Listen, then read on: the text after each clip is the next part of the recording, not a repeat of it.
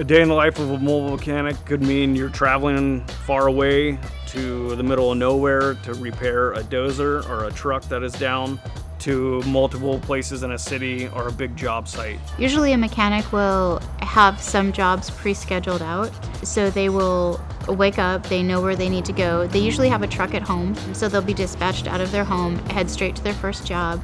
They will probably diagnose and inspect. They might have 2 to 3 jobs in that day where they then go to the next job and do the inspection, repair, fix that.